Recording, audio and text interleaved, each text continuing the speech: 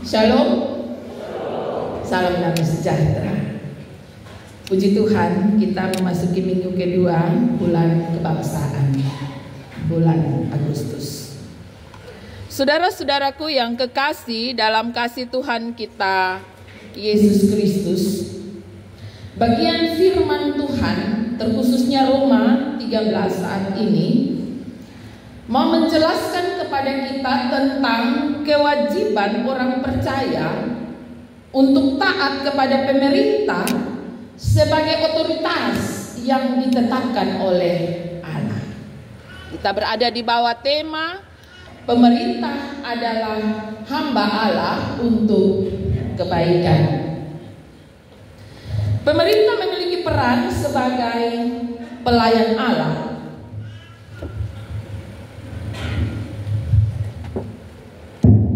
Dalam menegakkan keadilan, dalam menegakkan ketertiban, serta memberikan batasan bagi kejahatan. Itu ideal dari sebuah pemerintahan. Dan karena itu orang percaya diharapkan untuk taat kepada pemerintah dalam hal-hal yang tidak bertentangan dengan firman Allah. Ya, seperti contohnya membayar pajak atau memberikan hormat. Ini panggilan kita sebagai umat Tuhan. Ayat yang pertama, Paulus memberi penegasan bahwa ada peran Allah dalam kehadiran pemerintah. Karena itu ketundukan kepada pemerintah adalah sebuah kewajiban. Kemudian kita mulai bertanya ya, pemerintah seperti apa yang perlu kita tunduk dan hormat? Kekasih Tuhan sekalian, penulisan surat ini oleh Paulus terjadi pada zaman Kekaisaran Romawi, di mana Kaisar Nero pada waktu itu memerintah. Dan kita tahu bahwa kondisi itu tidak baik-baik saja. Ya. Pada zaman Kekaisaran Romawi ada begitu banyak penyembahan berhala. Bahkan Kaisar Nero mengeluarkan satu perintah untuk umat yang ada pada masa itu atau masyarakatnya, rakyatnya wajib ya menghormati atau tunduk menyembah kepada kaisar sebagai Tuhan atau sebagai dewa. Sehingga Kaisar Nero mengambil sikap bermusuhan dengan kaum Yahudi dan kekristenan mula-mula. Bahkan ia mengeluarkan perintah boleh melakukan penyiksaan kepada orang-orang Kristen mula-mula pada masa itu. Artinya kondisi umat Tuhan yang dimana surat ini diperuntukkan mengalami ketidakadilan yang amat sangat. Mereka sangat susah pada waktu itu. Tapi kenapa Paulus menuliskan surat ini? Memberi penegasan kepada umat Tuhan pada masa itu harus tunduk pada pemerintah, harus memberi penghormatan kepada pemerintah. Sedangkan pemerintahnya tidak baik-baik saja. Kondisi mempersulit umat Kristen dan Yahudi pada masa itu sungguh sangat memprihatinkan. Bahkan Kaisar Nero pernah membakar kota Roma, kota Yerusalem, dan memberi tuduhan kepada umat Kristen bahwa kebakaran itu terjadi oleh umat Kristen, dan itu menjadi alasan yang baik untuk memburu umat Kristen yang ada pada masa itu. Saudara-saudaraku yang kekasih dalam kasih Tuhan kita Yesus Kristus, umat Kristen pada masa itu dianiaya dengan sangat kejam. Kita bisa membaca itu dalam Kisah 8 ayat 1 sampai 3, bahwa ada keluasan dari pemerintah untuk memburu baik laki-laki maupun perempuan untuk dianiaya dan dimasukkan ke dalam penjara. Karena itu pada masa itu ada pemberontakan kaum ekstremis Yahudi yang menyebut dirinya kaum Selot itu. Mereka memberontak dengan tidak membayar upeti atau tidak membayar pajak kepada pemerintah. Dan surat ini hadir untuk mengajarkan kepada umat Kristen tentang kewarganegaraan yang baik. Nah, ini menjadi sebuah kondisi yang sangat miris. Di tengah kondisi-kondisi yang sangat menyakitkan, tapi Paulus mengingatkan bahwa kamu adalah umat Tuhan, bahwa pemerintah adalah wakil Allah. Artinya Allah punya otoritas, Allah punya maksud dengan menghadirkan pemerintah bagi kehidupan bernegara. Paulus memberi penegasan bahwa Allah turut campur tangan melalui kehadiran pemerintah.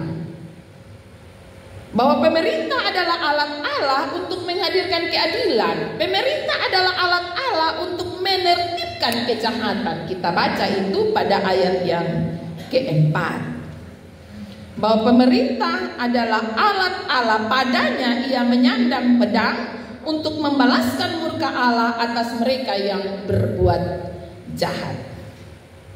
Saudara-saudaraku yang kekasih, kita bisa saja bertanya tentang kondisi pemerintahan bangsa dan negara kita pada masa ini di tahun yang ke-80. Mungkin kita juga mempertanyakan bahwa kenapa seolah-olah pemerintah menutup mata pada kondisi ketidakadilan yang dirasakan oleh kaum minoritas. Ya, apalagi baru-baru ini yang sangat viral di Kupang, di NTT, kasus Prada Luki. Ya, serasa bahwa kok tidak adil sekali. Kenapa? Di mana pemerintah? Apakah mereka menutup mata? Saudara-saudaraku yang kekasih, benarkah Allah menetapkan pemerintah yang demikian? Lalu bagaimana kita sebagai umat Tuhan menghadapi kondisi yang seperti ini? Kita tahu bahwa penulisan surat ini bukan kondisi jemaat sedang baik-baik saja. Paulus menulis surat ini pada zaman pemerintah yang buruk. Dan ketundukan kepada pemerintah, Paulus menuliskannya sebagai menggunakan kata takluk, harus takluk. Ini adalah satu perintah ketundukan yang mesti menjadi bagian yang dikerjakan oleh umat Allah. Tetapi ketundukan yang dimaksud ialah ketundukan yang tidak membabi buta. Karena kita melihat bahwa pada ayat 4 kita menemukan bahwa pemerintah adalah hamba Allah untuk kebaikan. Dalam kerangka ini, umat Tuhan wajib memiliki ketaatan kepada pemerintah. Dan ketika ada pemerintah yang mengambil kebijakan melawan Allah, maka kita sebagai umat Tuhan harus sadar bahwa kita akan lebih patuh kepada Allah, karena pemerintah hanyalah hamba Allah. Ya, kepatuhan kita lebih kepada Allah. Pemerintah adalah hamba Allah, dan karena itu ketundukan dia kepada kita, kepada pemerintah, adalah bentuk ketundukan kita kepada Allah. Saudara-saudaraku yang kekasih, ketundukan dan kewajiban sebagai warga negara juga mestinya dilakukan secara real. Ya, itu adalah satu bentuk ketundukan, ya. Bahkan di ayat 3 kita menemukan kalau seorang itu dalam kehidupannya dia berbuat baik, apa yang perlu dia takutkan, ya. Kita tahu bahwa pemerintah pun menjalankan apa yang telah ditetapkan. Ada undang-undang, ada peraturan-peraturan. Karena itu dia tidak mungkin juga keluar dari rel itu. Sehingga ketundukan kita adalah satu bentuk kebaikan yang Tuhan taruh di dalam hati kita. Ya, kita membaca itu dalam ayat yang ke-5. Bahwa ketundukan itu juga terjadi karena ada suara hati kita yang berbicara tentang sebuah kebaikan. Jika kita adalah warga yang baik, tidak ada alasan untuk takut, tidak ada alasan untuk tidak taat kepada pemerintah. Berbeda jika kita adalah warga yang jahat. Itu terbaca di ayat 3 dan 4. Gereja dan negara adalah dua lembaga atau dua institusi yang berbeda, namun keduanya memiliki hubungan yang sangat erat. Kita adalah warga negara, tapi sekaligus kita adalah warga kerajaan Allah. Itu yang membedakan kehidupan kita, panggilan kita, cara pandang kita, misi kita. Kita harus ingat itu, bahwa kita bukan hanya warga negara, tapi kita warga kerajaan Allah. Keterpanggilan dan kehadiran kita di tengah-tengah dunia untuk menyampaikan tentang kerajaan Allah. Ya, saudara-saudaraku yang kekasih, bahwa pemerintah dalam kehadirannya mungkin tidak sempurna, tapi pada mereka ada tugas besar yang Allah taruh untuk menjaga ketertiban, untuk menegakkan keadilan, untuk melindungi warga. Karena itu kita mentaati hukum dan aturan yang ada. Saudara-saudaraku yang kekasih, kita berada di tahun bulan kebangsaan. Kita diingatkan akan panggilan kita dalam merayakan nanti kemerdekaan Dirgahayu yang ke-80. Kita turut berpartisipasi dalam rencana Allah untuk menciptakan umat yang damai, umat yang teratur, umat yang merdeka, tetapi juga umat yang mau untuk diatur. Ya, kita tidak berada dalam kemerdekaan yang sebebas-bebasnya tanpa melihat kehadiran pemerintah sebagai wakil Allah. Ketundukan kita kepada pemerintah juga menjadi bagian dari cara Allah hadir dalam kehidupan kita melalui hati nurani kita. Saudara-saudaraku yang kekasih, Paulus mengingatkan umat Tuhan untuk tidak menjadi pemberontak, atau yang disebut oleh bagian surat ini sebagai orang-orang yang berbuat jahat, atau orang-orang yang tidak melaksanakan kewajiban sebagai warga negara, misalnya melakukan tindakan-tindakan yang melawan hukum. Paulus tahu bahwa kondisi umat Kristen pada masa itu sulit, tapi ia terus mengingatkan bahwa engkau adalah warga kerajaan Allah, engkau adalah anak Allah. Karena itu meskipun hidupmu sulit, berhadapan dengan ketidakadilan bangsa itu, kekaisaran pada masa itu, tapi ia ingatkan bahwa engkau adalah anak Tuhan, engkau adalah anak Allah, engkau harus berbeda, sikapmu harus berbeda. Engkau tidak boleh sama dengan arus dunia pada masa itu yang memberontak melawan pemerintahan yang ada dan pada akhirnya menyulitkan diri sendiri, tambah menyulitkan diri sendiri. Saudara-saudaraku yang kekasih, ketika kondisi tidak baik-baik saja, kita diingatkan oleh firman Tuhan bahwa kita adalah umat Allah. Allah telah menetapkan dan menghadirkan pemerintah. Kita meyakini bahwa di dalam segala proses yang terjadi, kita menjadi perpanjangan tangan Allah untuk menghadirkan pemerintah-pemerintah yang memimpin umat ini dalam rancangan yang besar, membawa umat ini menuju kedamaian. Ya, kita lihat saja toh. Ketika mau pemilu pilkada, kita mendengar visi misi dari para pemimpin yang akan kita pilih. Dan tentu saja pilihan kita mungkin berbeda, tetapi ketika kita memilih orang yang bagi kita atau menurut pandangan kita dia bagus di dalam memimpin.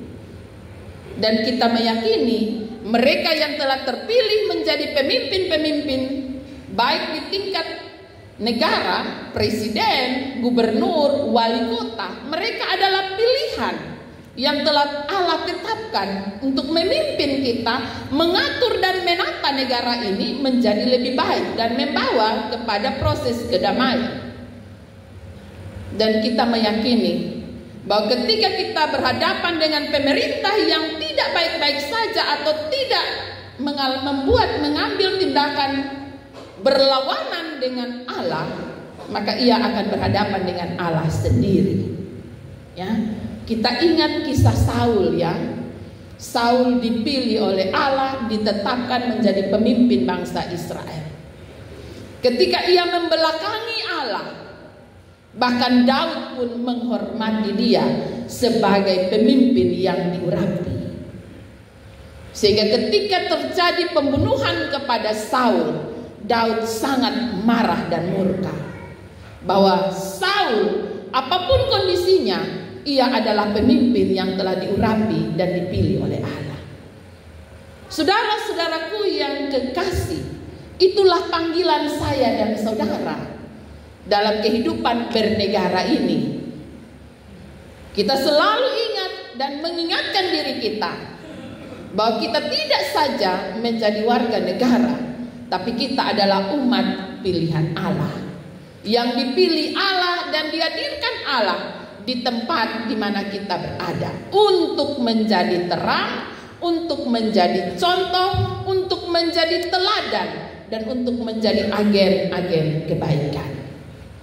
Jalanilah kehidupan ini dengan penuh rasa syukur, dengan penuh sukacita. Tetaplah menjadi umat pilihan yang hidup takut akan Allah, hidup tunduk kepada Allah dalam ketundukan kepada pemerintah sebagai hamba-hamba Allah yang ditetapkan oleh Allah, ada di antara dan di tengah-tengah kita untuk memimpin kita dan membawa kita mengalami satu masa yang penuh dengan sukacita. Kemerdekaan ini kita sambut dengan rasa syukur, dan kemerdekaan ini menolong umat Tuhan untuk terus mengalami damai sejahtera dalam kehidupan berbangsa kita. Tuhan Yesus memberkati firman-Nya, menolong saya dan saudara untuk tetap menjadi umat Tuhan yang memiliki ketundukan kepada Tuhan dengan penuh rasa hormat, dan karena itu kita menjadi warga negara yang bertanggung jawab. Tuhan Yesus memberkati firman-Nya. Amin.